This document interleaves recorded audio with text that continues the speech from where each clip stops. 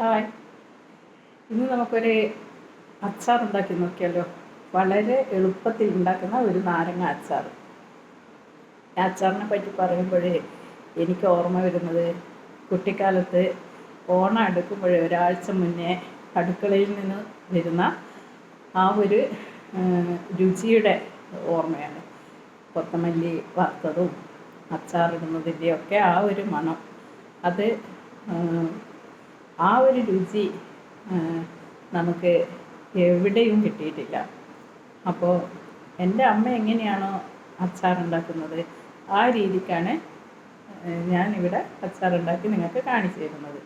വളരെ എളുപ്പമാണ്, എല്ലാവർക്കും ഇഷ്ടപ്പെടും. ഇത് ചൂടാക്കുന്നില്ല, പച്ചെണ്ണ ഒന്നും തന്നെ ചേർക്കുന്നില്ല.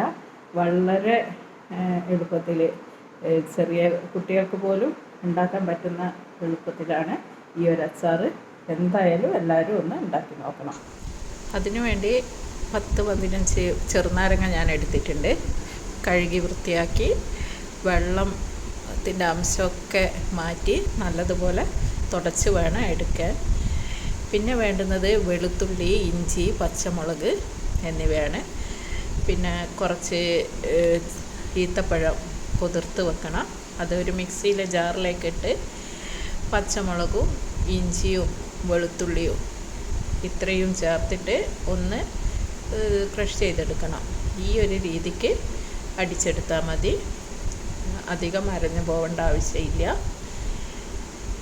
അതിനുശേഷം നമുക്ക് ചെറുനാരങ്ങ കട്ട് ചെയ്യാം. 4 പീസാക്കുന്നതാണ് നല്ലത്. വലിയ ചെറുനാരങ്ങയാണെങ്കിൽ ഒന്നും കൂടിയും ചെറുതാക്കാം. അത് ഓരോരുത്തരെ ഇഷ്ടം പോലെ 4 പീസാണെങ്കിൽ അങ്ങനെ, അല്ലെങ്കിൽ ചെറുതാണെങ്കിൽ അങ്ങനെ. ഞാനെല്ലാം കട്ട് ചെയ്തെടുത്തിട്ടുണ്ട്. വെള്ളത്തിൻ്റെ അംശം ഉണ്ടാകാതിരിക്കാൻ ശ്രദ്ധിക്കണം. നമ്മൾ അടിച്ചു വെച്ച ഈത്തപ്പഴം ഒരു പാത്രത്തിലേക്ക് മാറ്റി ആ ജാറിലും ഇത്തിരി വിനാഗിരി ഒഴിച്ച് വെക്കണം. ഇവിടെ ഞാൻ കിച്ചൺ ട്രഷറിൻ്റെ അച്ചാർ പൊടിയാണ് ഉപയോഗിക്കുന്നത്. കുറച്ച് ഉപ്പ് ചേർത്ത്, ആവശ്യത്തിന് ഉള്ള ഉപ്പ് ചേർക്കണം. അതുപോലെ തന്നെ നമ്മുടെ എരിവിന് എങ്ങനെയാണോ അത്രയും അച്ചാർ പൊടി ചേർത്ത് ചൊറുക്ക ഒഴിച്ചിട്ട് ഇത് മിക്സ് ചെയ്ത് വെക്കുക.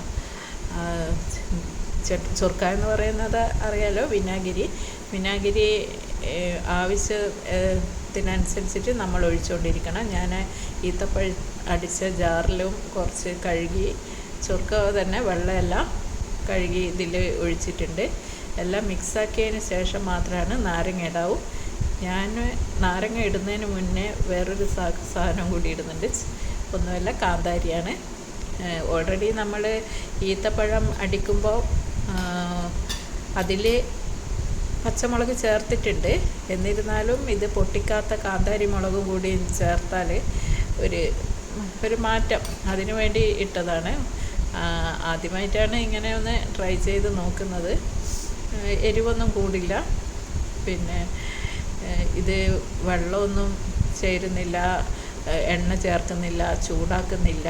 അതാണ് ഈ ഒരു അച്ചാറിൻ്റെ പ്രത്യേകത. നല്ല ടേസ്റ്റാണ്. ഇതിൽ കുറച്ച് പഞ്ചസാരയും കൂടി ഞാനിപ്പോൾ ചേർത്തിട്ടുണ്ട്. പഞ്ചസാര ചേർക്കണം. ഈത്തപ്പഴത്തിൻ്റെ എരിവ് മധുരം ഉണ്ടെങ്കിൽ കൂടിയും പഞ്ചസാരയും കൂടി ചേരുമ്പോഴാണ് അത് ഒരു എരിവിൻ്റെയും വിനാഗിരിൻ്റെ പുളിപ്പിൻ്റെയും ഒക്കെ രുചി ബാലൻസ് ചെയ്ത് വരുള്ളൂ. ഇത് ഒരാഴ്ച മുന്നേ, ഓണമൊക്കെ ആകുമ്പോൾ ഒരാഴ്ച മുന്നേ ഉണ്ടാക്കി വെക്കണം. അപ്പോഴത്തേക്കാണ് ഇത് വാടി സെറ്റായിട്ട് വരുള്ളൂ.